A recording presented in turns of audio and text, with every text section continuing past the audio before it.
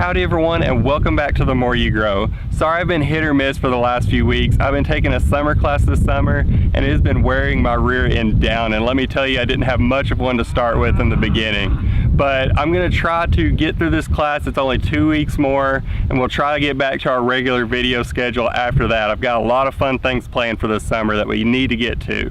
Even with all that summer class business going on, I couldn't wait anymore. It's time to harvest all the potatoes we planted earlier this year. If you haven't seen that video, I'll leave a link above. I showed you how to get your potatoes started and how to get them planted. But now comes the fun part. It's time to harvest them and see how many we got. So I'm going to show you the new piece of equipment we got to harvest all these potatoes a lot faster than how we would have done it before. And then we're going to get them picked up and we'll see how many we get. So let's get to it.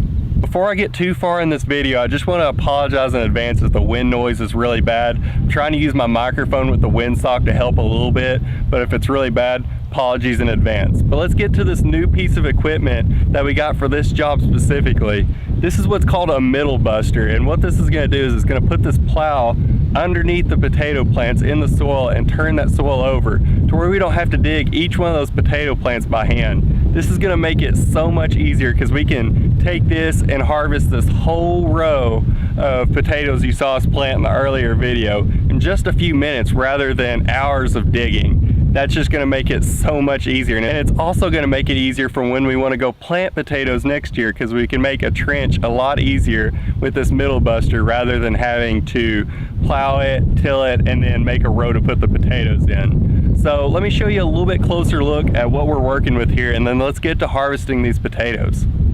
Okay, just to give you a little bit closer look, we have this middle buster here, and it's attached to our 3-point hitch. Down here at the bottom, we have this kind of scoop plow that's going to turn that soil over to the sides, and it's going to turn it up to the top, and that's going to take all the potatoes up with it to where we don't have to actually dig these. They're going to be right on top of the soil. So it should make it a lot easier. Instead of having to dig potatoes, it's more like an Easter egg hunt where we just go pick up potatoes. So enough talking about the plow. Let's see how many potatoes we can get out of this thing.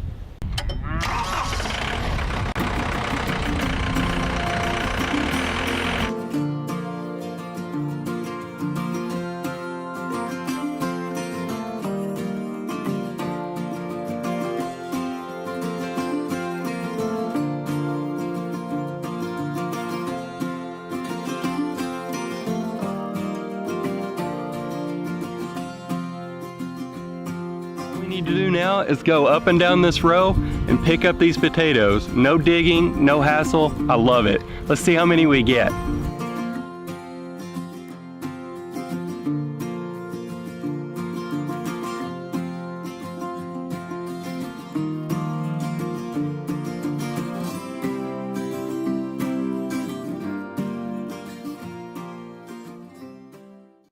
All right, well, we got the potatoes harvested. There's some things I wasn't expecting and some things that I was happy with. So let me just show you what we've got here, and I'll talk a little bit about it as I go along.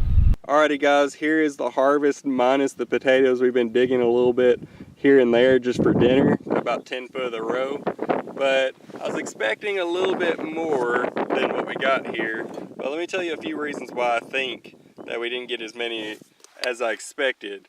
First thing we had was some weed issues, and I talk about this all the time. Keep the soil covered or you're going to be fighting the weeds. And it was hard to do that this year because I wasn't home, my dad's working, so we didn't have any way of covering the soil for these potatoes, and they had to compete with the weeds. That also meant they had to compete with the weeds for water because that soil was not covered and it was drying out a little bit faster. But anyways, we got a pretty good little harvest considering. We got our red Lesotas and our Yukon Golds. And one of the issues we're running into here are bug holes. And that's not too big of an issue. We can cut most of these off, but we had to throw some away because they were so eat up with little holes. And another thing is, I think we needed to harvest these a little bit sooner because we got a lot of them that were getting soft and things like that. But that comes down to, again, we were busy with school, busy with work, and I think next year is going to be better. One of the things I want to do next year is harvest them a little bit sooner. We had a few that were getting a little rotty in the ground and getting some bug damage. And next year will be a lot different because I will be graduated in December. My dad's going to retire this summer. That's going to give us a lot more time to take care of these things, where we can make sure to cover the soil around the potatoes, and that's going to help keep the weeds down where they won't compete for nutrients and water. I think that's going to help us get some more potatoes along the way.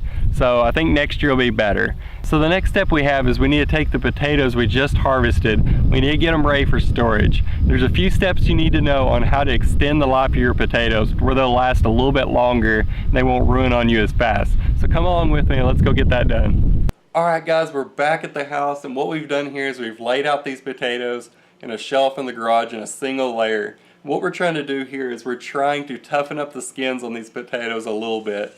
When potatoes first come out of the ground, they're very tender, the skins are very easily damaged, and that's not very good conditions for any length of storage. So by laying them out here, it's going to let those skins dry up a little bit and toughen them up a little bit. And the reason why I'm doing this in my garage is because you want to keep potatoes out of direct sunlight. When potatoes are exposed to direct sunlight, they turn green and produce a toxin called solanine.